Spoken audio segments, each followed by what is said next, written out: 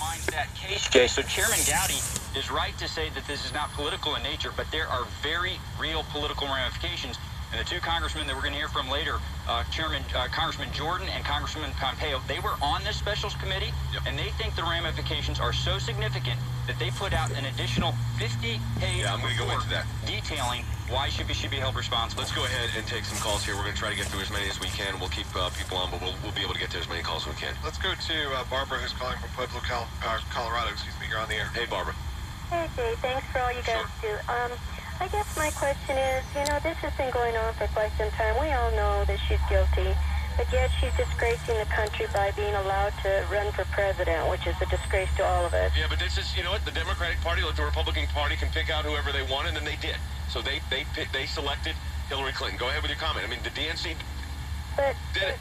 What are we going to do about it as a country? Because these people, not only the people that died, but the families, well, that's what Wes is talking about. Soldiers that have got to go through this for the rest of their life, knowing they couldn't do anything.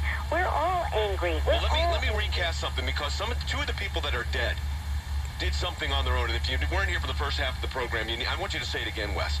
Two of their loved ones died.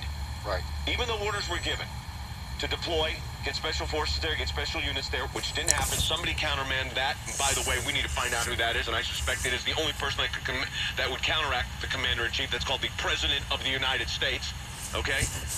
But two families, these men, on their own initiative, let's describe that again. I think it's very important. Glenn Daugherty and Tyrone Wood were part of a group of security officers, CIA, working for the State Department in Tripoli, who went to Benghazi on their own, arranged for a flight to go there in order to defend, their brothers and sisters, and both of them ended up getting killed coming to the rescue and defending, their own colleagues there, as well as defending our nation when the military absolutely was absent, was not there, but they were. Than, it's beyond shocking. Well, before I go, Than, Logan, any comments coming in, or do you want to grab another call? There's so many calls. There's lots of comments coming in. I mean, this is a question. How does anyone defend this? It just came in. I think it's indefensible. How are they going to defend this in Washington, Than? Because this is pretty indefensible, and we're just going through the report now. Yeah, they were talking a lot about the political side of this, how they defend Hillary on this. When polls seem to just keep rising. Yeah.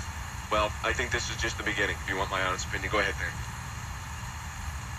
They're going to try not to talk about it, Jay. I mean, the narrative that Wes just laid out is the one that we're going to have to talk about. Glenn Daugherty and Tyrone Woods, they were cornered on the rooftop of a compound, and they were under fire. They were under fire, Jay, for 7 hours, and you know what they were expecting? They were expecting what any one of us would be expecting, the most powerful military in the world to do what Wes said. Just send an F-18. Send an F-18 to the rescue and make sure that they could get out alive.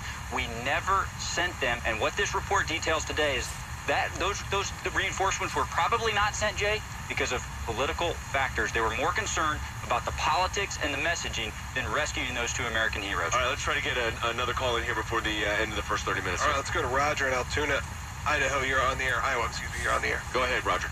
Well, I just want to say thank you to the Colonel for this retired staff sergeant. I do have a question. What gets me is that Hillary said she's never sent no emails or any confidential email stuff. Wasn't it an email sent to her daughter? Let me tell you about that email. First of all, thank you, Roger, for your service. But let me tell you about the email. So hours after the attack, Hillary Clinton sends an email to Chelsea that says, we have had an attack and lost the lives of 2 in Benghazi, an Al-Qaeda-like group. No mention of this fake video. We haven't even gotten to the video discussion yet, that whole false narrative. And by the way, Susan Rice and Ben Rhodes and the President and the Secretary of State should be ashamed of themselves for what they have said, the lie that they committed, and the false narrative that they put forward to the American people. Now, I'm holding in my hand a lawsuit that we have filed at the ACLJ, American Center for Law and Justice, against the United States Department of State. Because on this broadcast, we don't just talk about it, we do it. And this is over the false statements on Iran. And Than, very quickly here, this is a pattern. We only got 50 seconds. Listen, the cover-up is so often worse than the crime. I don't think we can say that here because 4 Americans died. But the reason we know about it is because the cover-up was so extensive. Jay, we've got to get to the bottom of it. All right, Logan, we got 30 minutes left. Let people know what they can do because you're not going to want to miss it. That's right, you're not going to miss the second half hour of the show. If you're not listening on SiriusXM or the networks that carry the full hour of Jay Sekulow Live, you can get it many different ways. Audio only on aclj.org or the ACLJ app. You can also get live streaming video on ACLJ. Talked to them about this video herself. Now she denies that, but in fact she did. And my memory could be faulty, but as I recall, I heard Vice President Biden refer to the YouTube video. Yeah, no, I've heard that from other people as well. The YouTube video, completely false narrative. Military troops not deployed, military systems not deployed. Unacceptable. Let's take a phone call. Let's go to line 4. Let's go to Gerald, who's calling from San Pedro, California. You're on the air. Hi, Gerald. Hey, Jay. It's really shocking. You know what? To me, America, red flag. I really don't think they should vote for Hillary Clinton. And this has nothing to do with, political race or anything. My thing is you got to look at what Hillary Clinton is doing. Look, I think the report, I think you got to look at this report. This is the evidence, folks. I mean, some people are saying, well, some of this was out, some of it was, but Wes Smith told you it wasn't. That these guys took their own aircraft, commandeered an airplane basically to get there to get killed, because the United States doesn't deploy with their counteracts, counter-commands, the Secretary of Defense. One person can do that, the Commander-in-Chief, who is neither a commander or in charge during this moment. And by the way, when we get to the videos, you know what you're going to find out? Chelsea Clinton got an email from her mother hours before the narrative was out publicly, but hours after the narrative was out publicly, saying this was an Al-Qaeda-inspired like attack.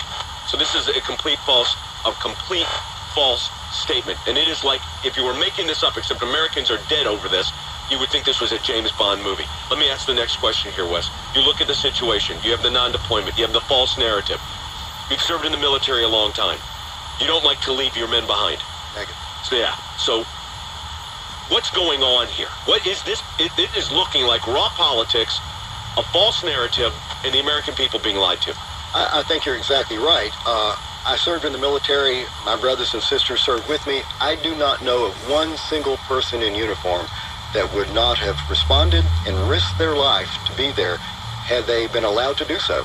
General Ham was the AFRICOM commander. Yep. His testimony was pretty inconclusive. I'm not sure where he was on that. Yep. But, a number of us have talked about it, that, the military said later on, and the State Department as well, we didn't know who the attackers were. The consulate is in a residential neighborhood. Right. It's upscale. What if we killed innocent people? And our response was, send in an F-18 or some of the low-flying aircraft. Right. The terrorist attacking will not know whether or not they're going to use their weapons. I've seen A flyby. a flyby that is low and loud will rattle your cage. Oh, I've had it done to me. I live near